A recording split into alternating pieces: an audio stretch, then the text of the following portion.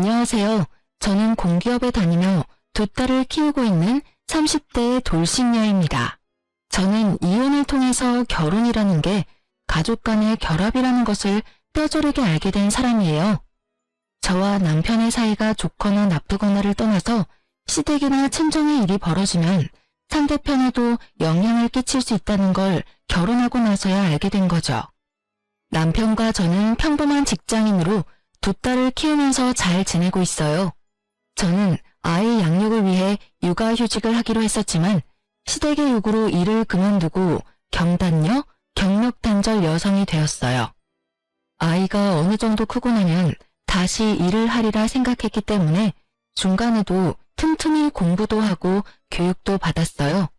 그게 아니었으면 이혼하고 저도 어떻게 되었을지. 남편은 둘째 아들로 시댁에서는 남편을 그리 귀하게 여기는 눈치는 아니었어요. 왜냐면 시댁 자체가 장남, 장손에 대한 기대가 큰 집안이었거든요. 뭐든 첫째한테만 몰아주는 집, 그런 집이었거든요.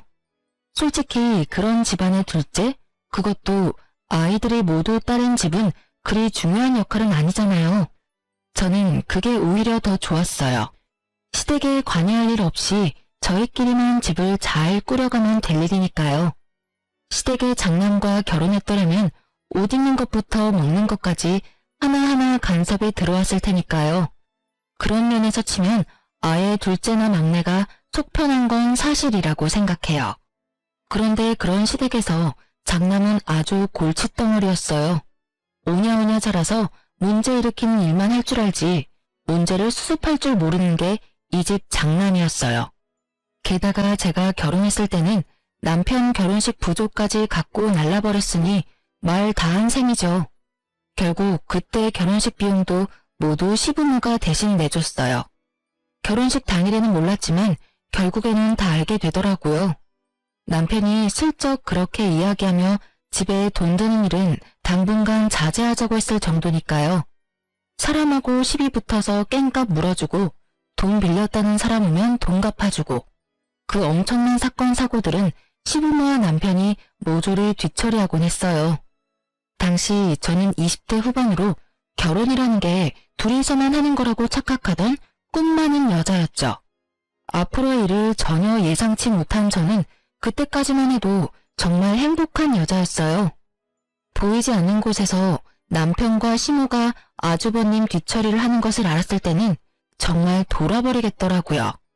남편 시댁이 다 하는데 왜 네가 돌아버리냐고요? 말도 마세요. 결혼 후에는 저한테도 그 뒤치다꺼리를 맡기더라고요. 세상에 날벼락도 이런 날벼락이 없었어요. 그럼 제가 결혼 후 처음으로 아주버님의 싸지른 똥을 치우다 완전 화나서 머리에 뚜껑이 열린 날이 있었어요. 결혼하고 얼마 안 됐을 때였어요. 그때는 저와 남편이 둘 다 돈을 벌고 있을 때였는데 남편이 어느 날부터인가 굉장히 초조한 기색으로 핸드폰만 계속 뚫어져라 쳐다보더라고요. 벨소리가 나면 황급히 화면을 봤다가 원하던 사람이 아니면 곧 시무룩해지고 이상하잖아요. 누가 봐도 이상한 상황에 저는 남편이 바람을 피우나 했어요. 그런데 이렇게 대놓고 의식하는 게 이상했죠. 그래서 남편에게 슬그머니 물어봤어요. 당신 요새 이상해. 무슨 일 있어? 전화기만 내내 쳐다보고 꼭 기다리고 있는 사람처럼 굴어? 어? 아니야, 그런 거 아니고 형님 전화 좀 기다리고 있었어. 아주버님? 왜? 무슨 일 있어? 그러면 기다리지 말고 당신이 전화 먼저 해보면 되지. 왜 전화를 기다려? 바쁜지 전화를 안 받네. 분명 금방 연락 준댔거든. 근데 연락이 없으니까 계속 신경 쓰이게 돼. 저는 순간 흠칫했어요. 금방 연락을 준다고 해놓고 사라진 아주버님. 남편에게 듣던 아주버님의 사고 후 행동과 동일했거든요. 혹시 당신 아주버님한테 돈 같은 거 빌려주고 그런 건 아니지? 아니야, 돈을 왜 빌려줘. 그런 거 아니니까 걱정하지 마. 그런데 어떻게 걱정을 안 해요. 이렇게 대놓고 안절부절 못하는 남편을 보고서 결국 제가 집요하게 추궁하자 남편이 충격적인 사실을 털어놓더군요. 형님이 저번에 빌려준 돈 2배로 갚아준다면서 돈을 좀 빌려갔어. 원금의 2배 정도는 거뜬히 만들어줄 수 있다고 해서. 저는 이를 악물었어요. 소리라도 지르고 싶었는데 참았어요. 남편에게 물었죠. 그래? 얼마를 빌려줬어? 화나지 않는 제 말에 남편은 용기를 얻은 듯 조심스레 말하더군요. 5천만 원 정도? 미쳤어? 5천만 원이 어디 있어서 돈을 빌려줘? 당신 결혼식 때에도 결혼식장에서 돈 다 뺏긴 거 기억 안 나? 그래서 어머님이 돈 대주셨잖아. 그리고 우리 이제 곧 첫째 아이 태어나. 빚까지 지면 우리 어떡해? 육아휴직해도 돈 얼마 안 나올 텐데 거기에 대출까지 있으면 우리 파산이야. 돈 없다고 했더니 빌려서 갖다 주면 첫 번째 이자 내는 날 되기 전에 돈 불려서 돌려준다고 해서. 근데 내일이 이자 내는 날인데 아직 연락이 없어.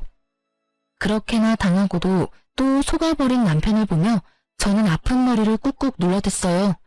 호구도 이런 상호구가 없었어요. 게다가 가족들 등쳐먹는 아주버님이라는 작자에 대한 신용도는 밑바닥을 쳤고 남편에 대한 신뢰도 조금씩 깎이는 기분이었죠. 아주버님이 그 돈 돌려줄 거라는 환상 좀 버려. 그렇게 당하고도 여태 그걸 몰라? 이제 막 이 집 식구 된 나도 아는걸. 우리 선에서는 그거 어떻게 못해. 완전 폭탄이잖아. 나 지금 만삭이고 애 낳으면 일 그만두기로 이미 이야기 다 됐어. 내 후임까지 구한 상태에서 번복은 못한다고.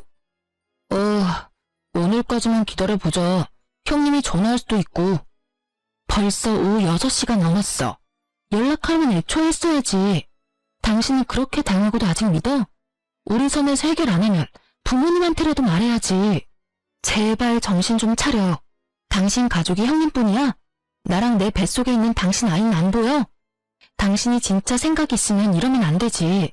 나한테 상의도 없이 대출까지 받아서 돈 빌려주고 도대체 어떻게 살자고. 제 말에 남편도 별말 안 터군요. 본인이 잘못한 걸 아니까 할 말이 없는 거죠. 입국 다물고 있는 모양새를 보니 속이 터질 것만 같아서 저는 시모에게 전화를 걸었어요. 어머님, 드리기 어려운 말씀이긴 한데 아주버님이 남편 이름으로 대출받아서 가지고 가서는 약속한 날짜가 됐는데도 안 돌려줘요. 그걸 왜 나한테 전화하니? 네 남편이 빌려준 걸 왜 나한테 이야기하냐고. 그게 저희 이제 막 결혼해서 돈도 없고 남편은 결혼식 때도 아주버님한테 돈 뺏겨서. 그래서 우리가 해줬잖니? 그리고 우리 집 장남이 사업한다고 그러는데 그게 그렇게 아까운 일이니? 네가 우리 집에 시집 왔으면 이것부터 기억해라. 우리 집은 무조건 장남이 우선이야. 어쨌든 돈 빌린 건 나한테 이야기하지 말고 네 아주버님한테 해. 아주 지랄을 떠는 시모를 보며 저는 눈앞이 캄캄해지는 기분이었어요. 시모가 지랄 떠는 것도 이해는 갔어요. 시댁도 아주버님에게 돈 뜯긴 게 1억 넘는다는 이야기를 들었거든요. 그런 자식을 두고도 오냐오냐 하는 건 이해가 안 갔지만요. 결국 초조하게 굴던 게 친정엄마에게 들켜버렸어요. 한 달 이자만 100만 원 넘게 나가는데 초조하지 않은 게 이상했죠. 엄마가 제 이야기를 듣더니 돈을 좀 모아놓은 게 있는데 도와줄까 하더라고요. 금액은 딱 5천만 원이었어요. 저는 너무 기뻤지만 한편으로는 이게 무마가 되면 또 친정 믿고 남편이 돈을 빌려주지 않을까 하는 아주 합리적인 의심이 들었죠. 일단은 그 돈 빌려서 남편에게 말했어요. 일단 이 돈으로 대출 갚아. 이건 무슨 돈인데? 눈이 휘둥그레진 남편의 모습에 저는 한숨을 푹 쉬며 답했어요. 우리 엄마가 도와주신 거야. 이거 받고 대출금 갚아. 아니면 진짜 우리 힘들어. 둘 다 월급 고만고만한데 아파트 대출금에 그것까지 끼면 감당 안 되는 거 알지? 필요 없어. 내가 갚으면 돼. 왜 내가 이런 도움 받아야 하는데?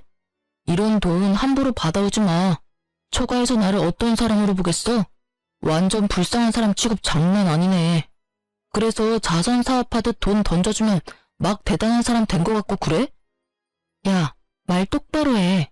네가 그딴 미친 짓 안 저질렀으면 이런 일도 없었을 거 아니야. 다 네가 만든 건데 도와준 사람한테 뭐? 아직도 너 혼자 사는 기분인 것 같은데 말해줄게. 너 결혼했고 나랑 같이 사는 거야. 당신이 버는 돈, 내가 버는 돈 모두 같이 생각해야 한다고. 근데 네가 먼저 5천만 원이나 빌려서 아주버님 줘버렸잖아, 상의도 없이. 네가 잘못했다는 생각 자체가 없나 본데 지금 여기서는 네가 100번 잘못한 거거든? 제 말에 남편은 답을 안 하더라고요. 꼴에 자존심은 있어서. 그 꼴을 만든 게 누군데 지금 어디서 화풀이냐고요. 그런데 그때 딱 좋은 생각이 났어요.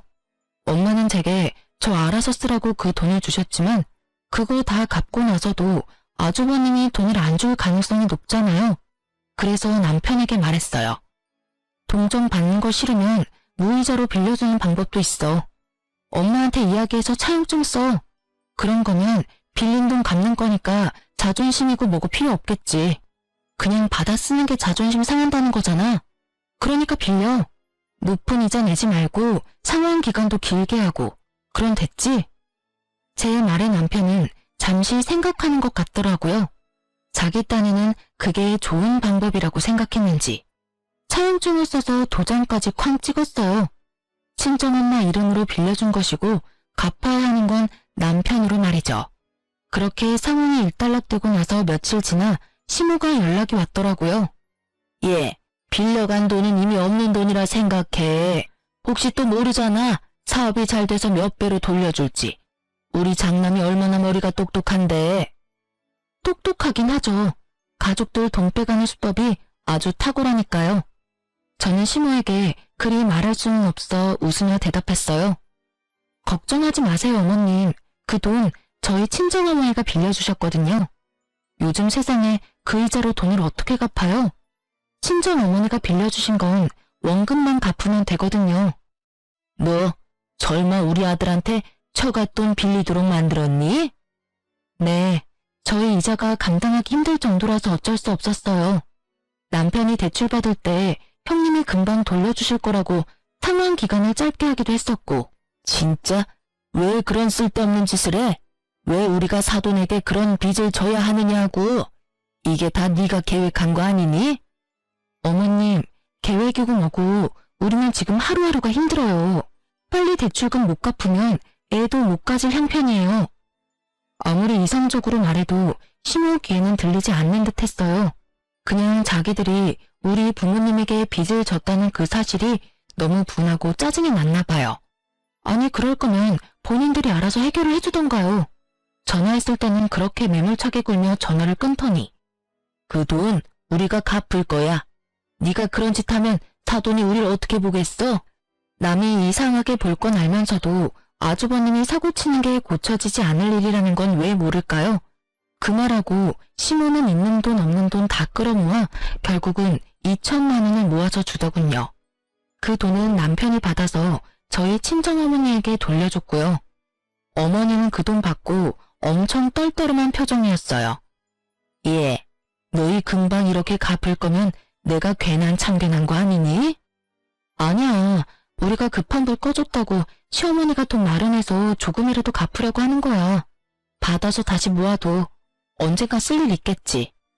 그 일이 있고 나서부터는 남편도 시모도 저에게는 돈 이야기는 일절하지 않더라고요. 아주버님이 도망가서 집안에 문제 생길 일도 없었지만 간혹 아주버님과 돈 문제로 얽힌 사람들이 집에 찾아오면 저한테 뒤치다꺼리를 맡기지는 않았어요. 또 그런 일 당하기는 싫었을 테니까요. 어쨌든 그 뒤로 저는 좀 편안해졌죠. 그리고 그날 이후로 저희는 경제권을 나눴어요. 합치는 건 무리라고 생각했거든요. 나중에 덤탱이 쓰는 건 질색이니까요.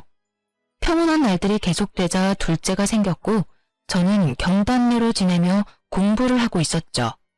전 직장으로 다시 돌아갈 수는 없으니 다른 곳을 노리기 위해서 공부를 했어요.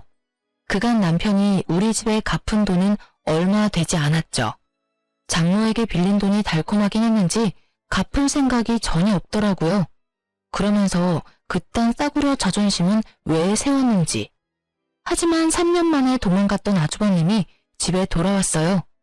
그래서 저는 이번에야말로 아주버님에게 돈을 받을 생각이었어요. 그런데 아주버님 손에는 작은 갓난쟁이 하나가 있더라고요. 아주버님은 사고친 것만큼 이혼 경력도 화려했거든요. 그런데 첫 번째와 두 번째 결혼에서는 아이를 낳지 않았는데 이번에는 아이가 같이 왔더라고요. 게다가 아들이었죠. 장남이 데려온 장손, 그것만으로도 시부모는 아주 좋아 죽더군요.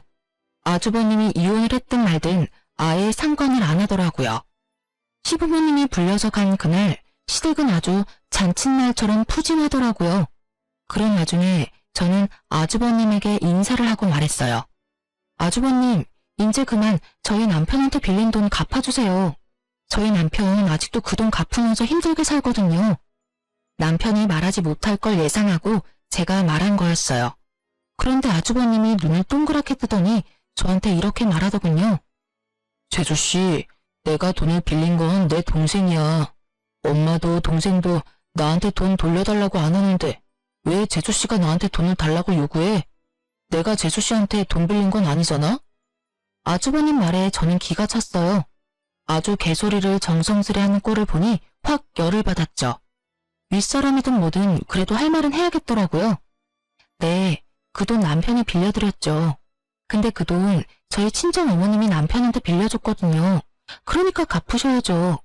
솔직히 결혼 전에는 어떠셨는지 모르겠는데 결혼했으니 저도 남편이 하는 일에 충분히 간섭할 수 있거든요. 그게 가게를 위협하는 일이면 더더욱 그럴 수밖에 없고요. 제 말을 듣던 아주버님은 인상 좋은 얼굴로 웃더니 제가 아는 남편에게 말하더라고요. 너 좋은 와이프 얻었네. 남편 일에 화낼 줄도 아는 와이프. 좋지. 돈 이번 주까지 마련해 줄게. 걱정하지 마. 이렇게까지 걱정하는 재수씨가 있는데 내가 어떻게 못 본 척하냐? 그렇지? 그러더라고요. 그 말에 남편 얼굴은 강만이 활짝 피었고요. 사실 2배까지는 아닌데 0.5 정도는 부풀렸지. 아쉽네. 더 맡겨놓으면 2배는 거뜬할 텐데. 그 말에 남편이 넘어갈 것 같아 저는 얼른 남편을 막았어요. 그냥 주세요. 원금만 돌려주셔도 돼요. 제 말에 아주버님은 싱긋 웃으며 알겠다고 답하더군요. 그 돈이 다시 돌아오길 바라며 저희는 집에 돌아갔고 약속날이 돼서 시댁으로 찾아갔어요. 그런데 아주버님은 없고 시모가 아이를 보고 있더군요. 육아의 고됨이 우러나는 시모의 모습에 저는 아주버님부터 찾았어요. 그런데 안 계시더라고요. 혹시 돈이라도 뽑으러 갔나 싶었는데 갑자기 시모가 제게 아이를 안겨주더군요. 잠깐 맡기려는 건 줄 알았는데 시모가 경악스러운 말을 꺼내더군요. 우리 손자, 네가 좀 맡아보거라. 저는 너무 놀라서 말이 안 나오더라고요. 지금 딸을 둘이나 키우는 저한테 애를 맡길 줄은 상상도 못했으니까요. 뭘 그렇게 놀라? 네가 이 집 며느리로 들어왔으면 할 일은 해야지. 맏며느리가 없어 어쩔 수 없이 네가 맡게 됐으니 영광으로 알고 잘 키워. 우리 집 대를 이을 아이다. 뭐라고 말해야 하는데 입이 바짝바짝 마르더라고요. 그래서 어쩔 수 없이 급한 대로 남편을 쳐다보며 도움을 구하려 했어요. 그런데 남편은 시모 말에도 별 반응이 없었어요. 결국 저는 갈라지는 목소리로 시모에게 물었어요. 애기가 아주버님 아이인데 제가 왜 키워야 해요? 아들은 어제 나갔어. 애 엄마가 애 주는 조건으로 돈 달라고 했단다. 그래서 1,000만 원 들려서 보냈어. 이혼했으니 그냥 애를 가져올 수도 없는 노릇 아니냐? 아주버님은 또 돈을 두고 날라버린 거였어요. 저는 눈을 질끈 감았어요. 이 사람들은 어쩌자고 매번 당하는 건지. 이 정도쯤 되니 그냥 당하는 걸 즐기는 거 아닌가 싶은 정도였죠. 그럼에도 덤덤한 저 표정, 이 집구석에서 답답한 건 저뿐이더라고요. 그리고 아이에게 죄가 없다는 건 제가 잘 알아요. 2딸을 키우고 있는 저니까요. 그런데 그렇다고 제가 그 아이를 맡아 키워야 할 이유가 대체 어딨냐고요. 어머님, 저는 그 애 못 키워요. 아주버님이 키우면서 잠깐씩 봐주는 거면 또 몰라도 이렇게 제 애처럼 키우면 우리 애들은요? 딸 애들은 쓸모없지 않니? 결혼하면 출가 외인에 어차피 남의 집 호적에 들어갈 텐데 뭐하러 정성 들여 키워? 그런 애들보다는 장손이 더 중요하지. 대를 이을 아이야. 너처럼 안일하게 생각하며 키우는 건 말도 안 돼. 뭐든 좋은 걸로 해먹이고 해입히고 그래야 하는 법이야. 어머님, 저도 제 자식들 키우느라 힘들어요. 어떻게 남의 자식을 저한테 그렇게 당연하듯 떠넘기세요? 제가 10살이는 버티려면 버티겠는데 애를 하나 더 키우라는 건 못하겠어요. 지금 이게 말이 되는 일이에요? 저더러 아주버님이 아이를 키우라니. 어찌 되든 아주버님이 데려왔으면 아주버님이 책임을 지셔야죠. 너 무슨 말을 그렇게 못듣게 해? 싫으면 우리 집 며느리 안 하면 그만이야. 내가 떠넘기는 걸로 보여? 장손을 키우는 게 떠넘겨서 될 일로 보이니? 그리고 우리 장남이 뭐가 어때서? 그깟 돈 몇 푼 때문에 우리 아들을 그렇게 못 살게 굴고 사업 자금이라잖니. 그냥 두면 될 걸 왜 들쑤시고 난리야? 아이고, 돈 빌려줬다고 유세하는 거냐? 응? 그래서 우리 아들한테 빚쟁이처럼 돈 내놓으라고 난리를 쳤어? 집에 오랜만에 온 애 여독을 못 풀게 하고 쫓아보내듯이 한 게 누군데? 그러면 아주버님이 잘했다는 말이에요? 아니, 어느 집구석이 매번 돈만 가져가서 도망치는 자식을 가만히 내버려둬요. 우리 집 같으면 두드려 패서라도 인간 만들 거예요. 적어도 다른 사람한테 피해는 주면 안 되죠. 그건 어머님도 마찬가지고요. 매번 장남. 어머니한테 장남이 중요하듯이 저한테는 제 아이들이 더 중요해요. 그러니까 저한테 그 아이 맡길 생각 조금도 하지 마세요. 저는 맡을 생각도 없고 맡을 이유도 없어요. 여보, 그만 좀 해. 애 하나 봐주는 거 가지고 왜 이 난리야? 형님이건 누구이건 일단 우리 집안 아이야. 당신이 봐줄 이유는 충분하고도 넘쳐. 솔직히 애들 키우는 김에 하나 더 키운다고 생각하면 그렇게 어려운 일도 없잖아.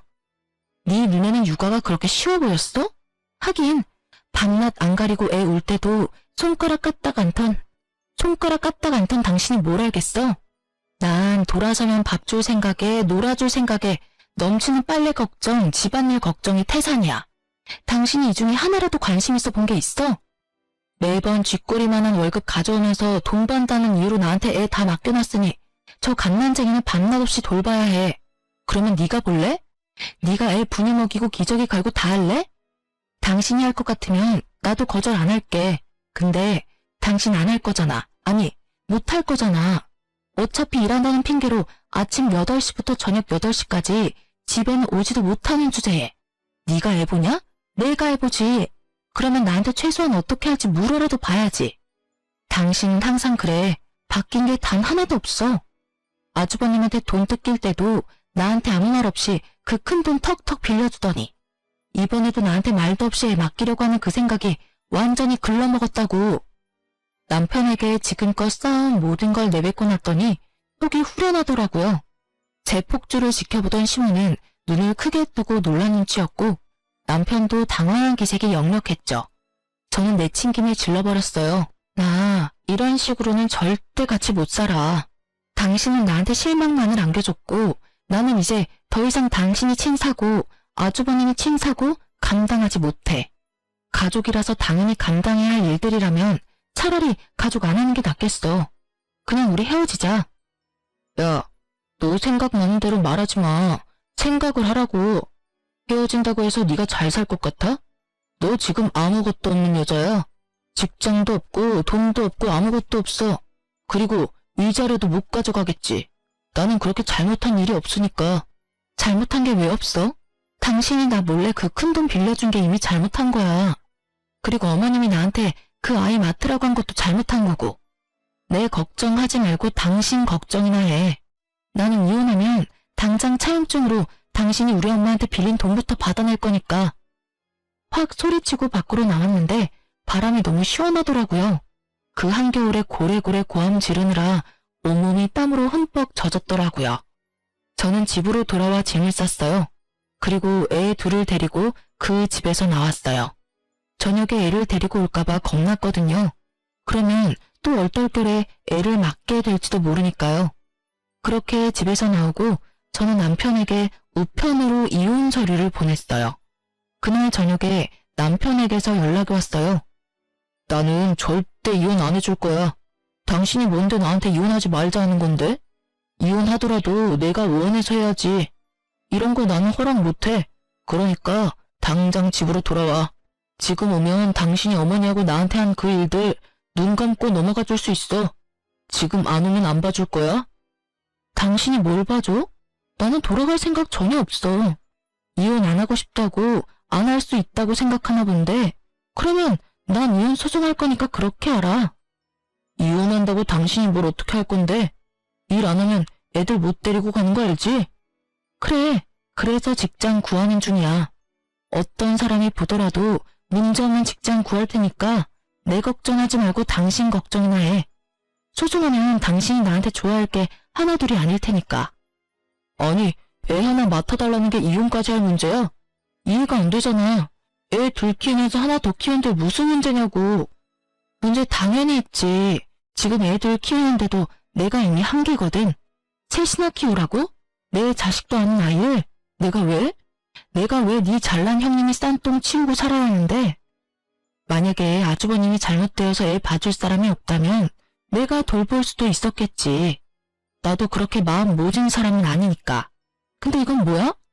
돈은 있는 대로 다 사기쳐서 뜯어가는 놈이 이번은 애 볼모로 돈 또 등쳐먹어 놓고는 애는 애대로 나한테 맡긴다고? 안 되지. 난 그건 절대로 못해줘.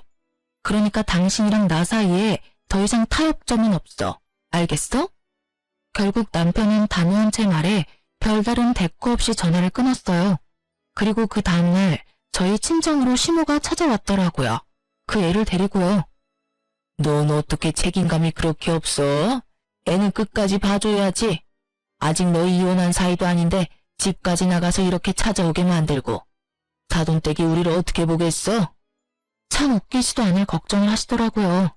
이미 우리 부모님 내에서 저희 시댁은 평판은 제로인데 말이죠. 시모는 그렇게 말하며 애를 또 저한테 넘기려 하더군요. 미쳤어요? 저희 이혼 사유가 그 애 때문인데 왜 제가 그 애를 맡아요? 데리고 가시고요. 애가 아무리 봐도 아주버님이랑 안 닮은 것 같은데 그것부터 의심해 보셔야 하는 거 아니에요? 이혼하고 얼마 안 돼서 애 낳았다면 몰라도 이미 이혼하고 한참 지났는데 아주버님 애가 아닐 수도 있는 거죠. 제 말에 시모가 흠칫 놀란 얼굴을 하더라고요. 하긴 자기도 장남한테 그만큼 당했으니 이제는 장남의 수법을 알 때도 됐겠죠. 저는 처음부터 의심하던 것을 말했을 뿐이었고 처음으로 그럴 수도 있겠다고 생각한 건 시모였죠. 시모는 제 말에 다른 반박도 없이 황급히 애를 데리고 나가더군요. 저는 이제 더 이상 아무 상관도 하고 싶지 않았어요. 그냥 이대로 저한테서 꺼져줬으면 하는 바람뿐이었죠. 그 모양을 보던 저희 친정어머니는 시모가 나가고 나서는 소금까지 뿌릴 정도였으니까요. 물론 나중에 다 치우긴 했지만요. 친정 부모님은 시모의 그 모습을 보고는 이혼 잘 생각했다고 아예 격려를 해주었죠. 그리고 남편이 이혼 서류를 끌어안고 작성해주지 않고 시간만 끄는 동안 부모님의 육아 도움으로 공기업에 입사할 수 있었어요. 이혼 직전에 직장을 가지게 돼서 너무 좋았어요. 그렇게 저에게는 좋은 일들이 하나둘씩 일어나고 있을 때 시댁은 난리도 아니었더라고요. 아이가 아주버님과 닮지 않았다는 말에 시모는 그 길로 가족 확인 검사를 했나 보더라고요. 친자 확인을 하려니 아주버님이 안 계셨잖아요. 그래서 가족 확인을 했는데 전혀 다른 핏줄이었던 거죠. 혈연 관계가 1도 없는. 결국 띵받은 시모는 돈을 갖고 날라도 찾지 않았던 아주버님을 애가타게 찾으며 다녔다고 하더라고요. 그런데 쉽게 찾을 수 있을 리는 없잖아요. 그러자 아예 대상을 바꿨더라고요. 애를 맡긴 세 번째 맏며느리를 찾아가기로 한 거죠. 그쪽은 생각보다 쉽게 찾았다고 해요. 그런데 거긴 나름대로 문제가 있었더라고요. 시부모가 겨우 맏며느리 찾아서 애 돌려주면서 아들한테서 받아간 1,000만 원을 달라고 했나 보더라고요. 그런데 그 맏며느리가 도리어 열받아서 소리치며 무슨 돈이냐며 이혼 위자료나 내놓으라며 난리를 쳤다더군요. 알고 보니 그 아이는 맏며느리가 지금 만나고 있는 남자와의 사이에서 낳은 아이였는데 아주버님이 그 애 데리고 우리 집 가면 돈을 받을 수 있을 거라며 그 돈 받아서 위자료를 주겠다고 했나 봐요. 그렇게 애를 맡겼는데 애도 남자도 돌아오지 않아 애가 탔나 보더라고요. 그렇다고 시댁 가서 애를 데려올 수도 없는 노릇이잖아요. 어차피 돈을 받아갔으니 자기도 한통 속으로 몰릴 것 같고. 그렇게 고민하던 차에 시부모가 직접 왔으니 차라리 잘 됐다 싶은 거죠. 애도 돌려받고 도망간 아주버님 대신에 시부모에게 위자료를 대신 받을 수 있다고 생각했던 것 같아요. 근데 그 세 번째 맏며느리와 그 맏며느리의 무서운 남자친구 때문에 시부모님은 결국 위자료에다가 애까지 납치했다는 이유로 돈을 더 뜯어나갔다더군요. 그 이야기를 전해 듣는데 참 조금 있으면 그 집과 인연을 끊을 수 있다는 게 참 다행이라는 생각이 들더군요. 만약 이혼 진행 중이 아니었으면 저 꼴을 당하며 스트레스까지 받았을 것이고 결국에는 뒤치다거려야 할지도 모르니까요. 그리고 남편도 아주버님이 친 사고 때문에 곤란한 건 마찬가지였어요. 당신 엄마가 빌려준 돈 빨리 갚아줄래? 5천만 원 빌려가서 2천만 원 갚았으니까 3천만 원은 돌려줘야지. 갑자기 진짜 빚쟁이처럼 굴 거야? 당신도 알잖아. 나 돈 없어. 어차피 버는 것도 얼마 안 되는데 그냥 날 팔아서 가지고 가, 어? 그게 더 빠르겠다. 그럴 필요 뭐 있어? 그냥 대출해. 아주버님한테는 대출도 잘해주더니. 왜? 장모한테 빌린 건 대출하기가 싫어? 그런 거 아니야. 대출은 웬만하면 안 하려고 그러는 거지. 그래? 그러면 이거 없던 걸로 하고 당신 살고 있는 우리 신혼집 나한테 줄래? 어차피 그 집 비싸지도 않잖아. 당신이 엄마한테 빌린 돈, 우리 재산 분할금, 위자료 다 합치면 집 금액 정도는 나올 것 같은데 어때? 그럼 난 어디서 살라고? 시댁에 가서 살든 방을 빌려서 살든 나야 상관없는 일이잖아. 당신이 알아서 해야지. 그래서 어떡할래? 그 돈 빨리 갚을래? 아니면 이혼 소송 때 집 가져올까? 결국 시댁에 가는 건 싫었는지 남편은 대출받아서 제게 돈을 갚아줬어요. 저는 그걸 엄마에게 줬는데 엄마는 그거랑 저번에 시모에게 받았던 2천만 원을 같이 주면서 이번에 이혼하고 받게 되는 돈이랑 합쳐서 새 집을 얻으라고 하더라고요. 모자라면 엄마 아버지가 더 지원해 주겠다고요. 친정 부모님께 정말 고마웠어요. 그렇게 이혼이 완료되고 저는 아이들을 둘 다 데려올 수 있었어요. 직장 다니면서 아이는 친정 부모님이 봐주는 생활을 하다 보니 매번 도움을 주는 부모님께 뭐라도 해드리고 싶은 마음이 들었어요. 그래서 아주 비싼 일식 횟집을 예약했어요. 두 분께 드릴 선물까지 모두 산 상태였죠. 그날은 약속 시간 전 제가 너무 일찍 도착했어요. 부모님은 아이들을 픽업해서 같이 오기로 해서 저부터 들어가서 앉아 있기로 했거든요. 그날따라 일에 찌들어서 그런지 옷이며 화장이 그리 잘 받지 않아서 좀 찌들어 보였지만 그래도 잘 보일 사람 없다는 생각에 별 생각 없이 횟집 앞에서 기다리고 있었어요. 예약 시간보다 너무 일찍 와서 들어가기 못했거든요. 그런데 그때 가게 밖으로 누군가 나오더라고요. 바로 전시모였어요. 이혼 후 한 번도 만난 적 없었는데 여기서 만날 줄이야. 그런데 전시모는 그 횟집 직원 앞치마를 하고 있더라고요. 여기서 일을 하고 있나 싶었는데 전시모가 저를 발견하고는 한껏 비웃음을 띠면서 저한테 다가오더니 그러더군요. 너 여기 구인 광고 보고 왔니? 그래, 이혼하고 나가보니 살기 어렵지? 할 줄 아는 거 없는 네가 뭘 하겠어. 이런 데서 설거지라도 해야지. 안 그래? 근데 너 여기서 일 못할 거야. 내가 너 일 못하게 막을 거거든. 너 때문에 우리 집 풍비박산 난 거 생각하면 지금도 치가 떨려서 잠이 안 와. 제대로 착각하고 있더라고요. 제 몰골이 그러한 탓에 어쩔 수 없는 일이긴 했지만 그래도 이렇게 사람을 노상에서 매도하는 건 예의가 아니죠. 저도 그런 소리 듣고 참을 사람도 아니었고요. 죄송한데 제가 왜 그 집을 난장판 만들었다고 생각하세요? 원래부터 그 집안이 난장판이었는데 저한테 책임 전가하는 거 이제 그만두세요. 이제 저희 남남이에요. 무슨 일이 있든 간에 그쪽 일은 그쪽 일이라고요.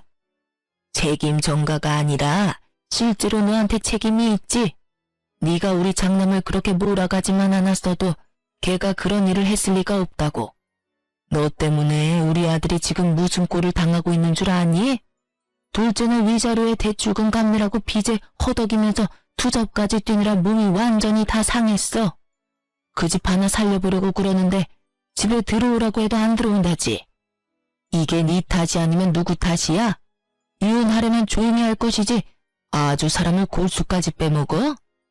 아주 덮어놓고 제 탓을 하는데 웃기지도 않더군요. 제 자식 잘못은 싹 덮어놓고 무고한 사람을 몰고 가다니. 참 여전히 기분 나쁜 사람이었어요. 입은 비뚤어졌어도 말은 바로 하라고. 골수까지 빼먹은 사람 저 말하는 거 맞아요? 그 집 장남 말하는 거 아니고요. 참 이 상황까지 돼서도 그 장남 사랑은 여전하시네요. 저한테 뭐라 하지 마세요. 그 집에서 지금 벌어진 일들은 모두 당신들이 다 자초한 일이에요. 솔직히 저는 가족이라는 이유로 매번 당해왔던 입장이고요. 그런데 제가 왜 이혼까지 다음 마당에 그런 이야기를 여기서 들어야 하죠? 너 여기 온 김에 내가 다 까발리고 너 여기서 일 못하게 하려고 그런다. 왜? 너처럼 배은망덕하고 싹수 없는 년은 어딜 가서도 일 못해. 알아들어? 우리 장남은 지금 감옥에서 마음고생하며 힘들게 살고 있는데 네가 마음 편하게 살 수 있을 줄 알아? 난 절대 그렇게 못해줘. 네 인생도 우리 장남처럼 힘들게 만들어줄 거다. 이야기는 들었었어요. 아주버님이 사기죄로 감옥에 들어갔다는 이야기요. 있지도 않은 사업하겠답시고 여기저기 투자금 받아서 나르고 뭐 그런 식으로 사기쳐서 들어간 거더라고요. 딱 자기 인생 그대로 살다가 결국에는 진짜 감옥에 간 거죠. 그러게 처음부터 그런 버릇 성격을 고쳐줬어야 이런 꼴을 보지 않았을 텐데 장남을 그렇게 키운 건 다른 누구도 아닌 시부모였잖아요. 그런데 그 사람들이 남 탓하면서 그걸 하소연할 필요가 있어요? 고칠 기회가 그렇게 많았는데도 그렇게 하지 않은 사람들이 그 말이 끝나기가 무섭게 저희 부모님과 아이들이 제게 다가오더라고요. 멀리서 제가 누군가와 싸우고 있어서 놀라서 불이 나게 뛰어왔나 보더라고요. 애들이 놀랄까봐 아버지와 딸들은 먼저 가게 안으로 들여보내기로 했어요. 아버지, 애들 데리고 들어가요.